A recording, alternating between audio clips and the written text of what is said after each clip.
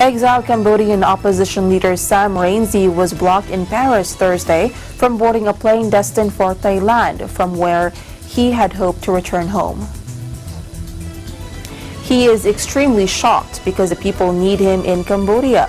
The arch-rival of the Cambodian Prime Minister Hun Sen told journalists at Charles de Gaulle Airport shortly after an agent at the Thai Airways counter turned him away. Rainsy had planned to make a dramatic end to his exile to mark Cambodian Independence Day on Saturday, meeting up with other exiled opposition members in Thailand before crossing the border to their home country. However, Hun Sen, an authoritarian leader who has ruled Cambodia since 1985, has vowed not to allow Rainsy to return, to have him arrested on site, and has sought support from regional neighbors to thwart the opposition's plans. Earlier Thursday, Mu Sochua, the deputy leader of Rainsy's Cambodian National Rescue Party, was held in Malaysia as she tried to fly home for her leader's planned return. Rainsy has lived in France since 2015 to avoid jail in Cambodia for convictions he says are politically motivated. In September, Rainsy and several opposition officials were charged with plotting a coup, which carries a prison term of up to 30 years. Dozens of opposition activists have been arrested in weeks for allegedly agitating the government to be toppled during Rainsy's mooted return. They said they have received from very high up the instruction not to allow me to vote. This must be Hun Sen, the Cambodian dictator, who must ask and put pressure on neighboring countries to block my return to Cambodia. It's shocking. It's shocking. I have done nothing wrong. This is all politics. I am a citizen. I have done nothing wrong, so I must go back to Cambodia. So let me go to buy another ticket with another company. Il faut trouver une autre compagnie et aller vers un autre pays voisin et à partir de là, trouver un moyen d'aller au Cambodge. Et je ne vais pas dire à Hun Sen ce que je vais faire. Philippine authorities rescued dozens of people on Thursday after a ferry sank in rough seas, but the Coast Guard said search teams were still working to confirm all aboard were accounted for. Rescuers plucked 59 people from waters off the central island of Cebu, while another 3 swam to shore after the vessel took on water and capsized. The manifest showed 60 crew and passengers aboard, the Coast Guard said. However, it is not clear if the list was complete. Manifests in the Philippines are often not a full accounting because passengers may stow away or captains can exceed the official capacity of their vessel.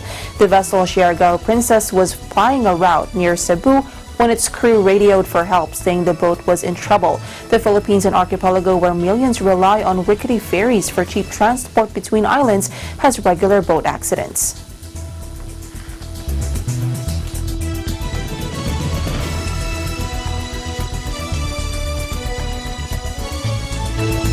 ASEAN in Focus will be right back. Stay tuned.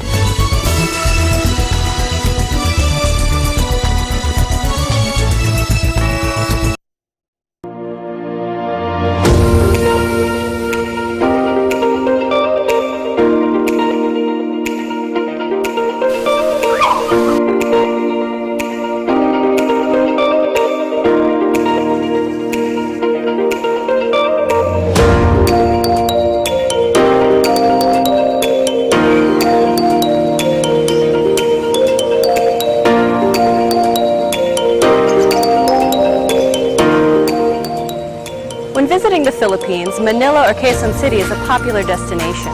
But oftentimes the hustle and bustle of the city can be more stressful on your vacation. So when you feel the need to reconnect to nature or relax again, there's a beautiful oasis just outside of the city called the Garden at Ciudad de Victoria.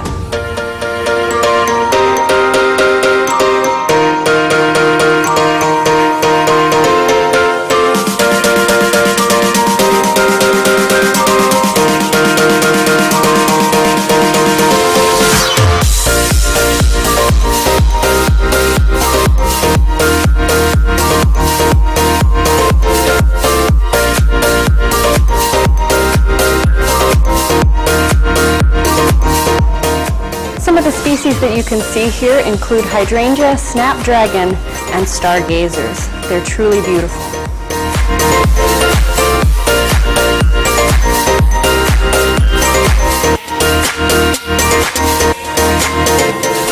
The gardens at Ciudad de Victoria are so peaceful, tranquil, and beautiful that it's become a haven for young couples and a very popular venue for engagement photos.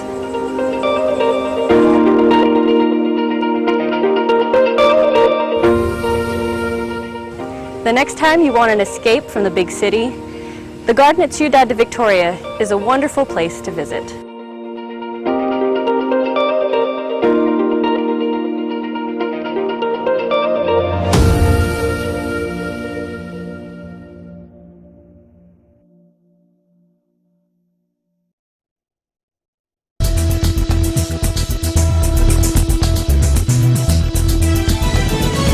Welcome back. The Philippine economy expanded by 6.2% in July to September period this year after 2 quarters of deceleration, making it still one of Asia's fastest, the government reported Thursday.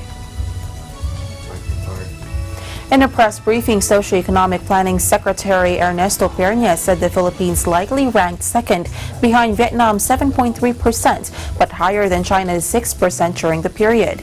The third quarter figure brought gross domestic product of the last 9 months to 5%, slightly below the lower end of the government's 6 to 7% target for the year. Pernia said the government is committed to speeding up the implementation of programs and projects that were affected by the budget impasse and the election ban earlier in the year. The Philippines remains one of the fastest growing economies in Asia, but rising uncertainties, including ongoing U.S.-Sino trade tensions, were major risk to the country's growth outlook. ASEAN leaders, together with their counterparts from the 5 participating countries of Regional Comprehensive Economic Partnership, agreed on the weekend in Bangkok to push forward with the world's largest trade agreement. With all 20 chapters of the agreement already concluded with essentially all market access issues, RCEP participating countries are committed to sign the RCEP agreement next year.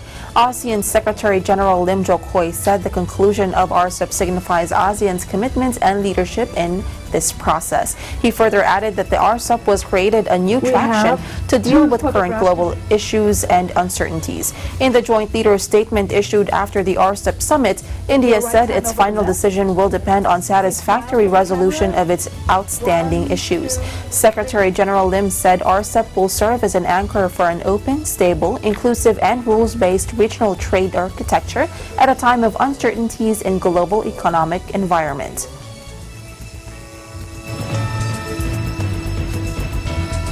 Foreign direct investment flows into ASEAN rose for the third consecutive year, reaching an all-time high of $155 billion in 2018 as compared to $147 billion in 2017. The region's share of global FDI inflows also increased from 9.6% in 2017 to 11.5% in 2018. This trend is expected to continue given the dynamic industrial developments and improvement of investment and business environment in the region. Services sector is the largest recipient of FDI in ASEAN. In line with global average, the share of services sector in total FDI grew from 50% in 1999 to 2003 to 66% in 2014 to 2018. This is higher than the share of services in the region's gross domestic product. A significant part of FDI in services flows into financial services, wholesale and retail, and real estate activities. This year's ASEAN Investment Report features FDI in the service sector, with a special focus on the healthcare industry. The report analyzes FDI, corporate players, and startups in the healthcare industry in the region. ASEAN is strengthening regional cooperation in healthcare through the implementation of various sectoral agreements and strategic plan actions.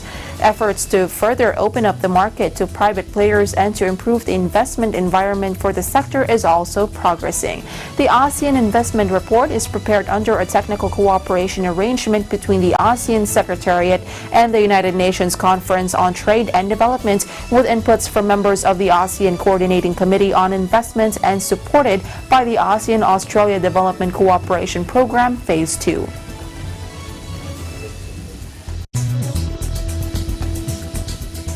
Stay tuned. ASEAN in Focus. We'll be right back.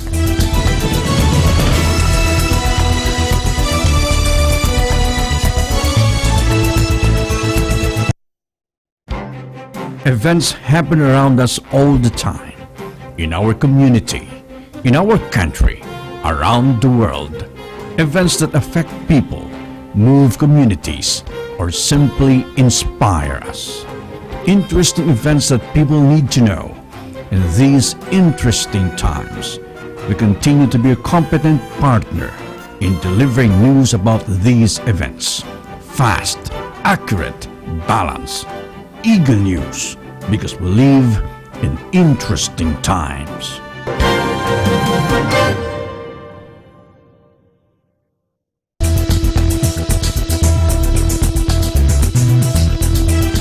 Welcome back.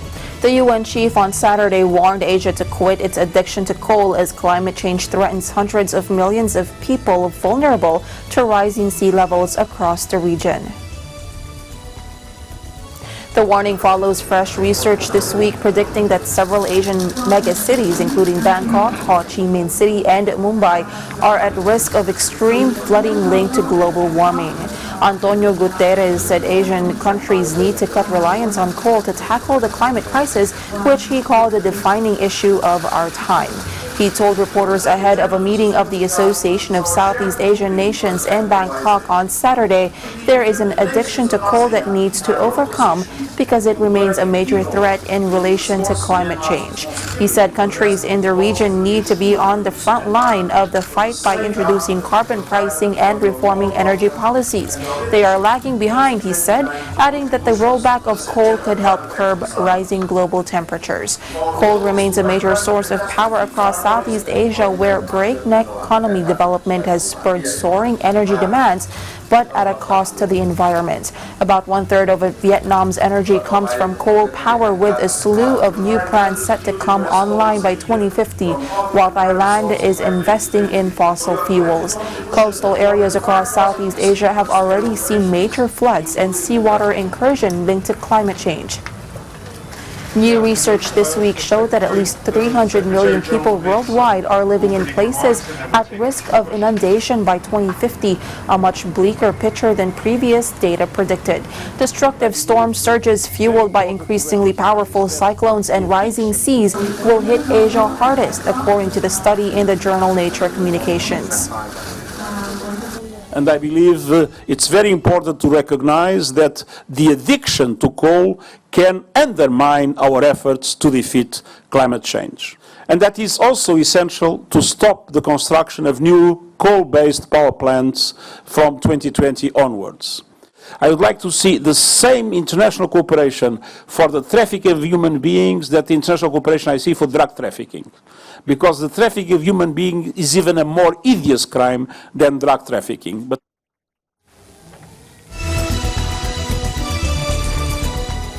the Movie and Television Review and Classification Board has the discretion on whether or not to ban a Spanish-produced animated movie that allegedly shows historical inaccuracies, Malacanang said on Thursday. I think that's the jurisdiction of the MTCRB. MTRC. Sila magde-decide yun. We will not want to preempt the jurisdiction of that agency. All right, sir. A poster of the movie depicts an animation of Lapu-Lapu described as the Philippines' very own hero. The poster also illustrates that the animated film is featuring the Battle of Mactan between Magellan and Lapu-Lapu. The movie focuses on the adventures of Magellan and Juan Sebastian Elcano based on the synopsis posted on the movie's official website.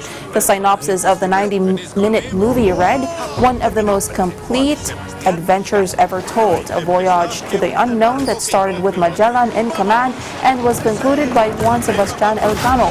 Storms, hunger, hostile tribes, 5 ships sailed off from Seville."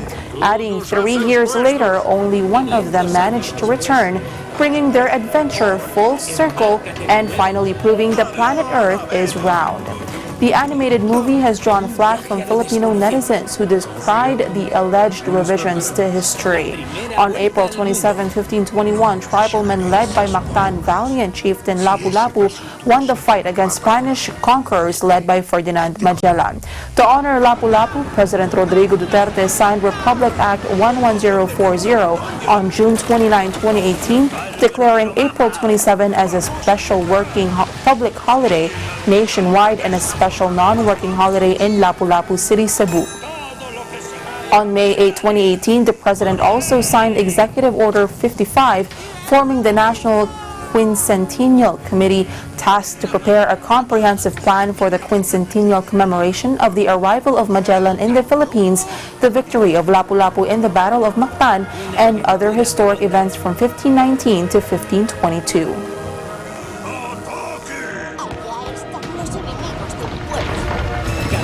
And that is the latest news in the Southeast Asian nations. Stay updated about the ASEAN region. I'm Maricar Velasco and I'm 1 with 25.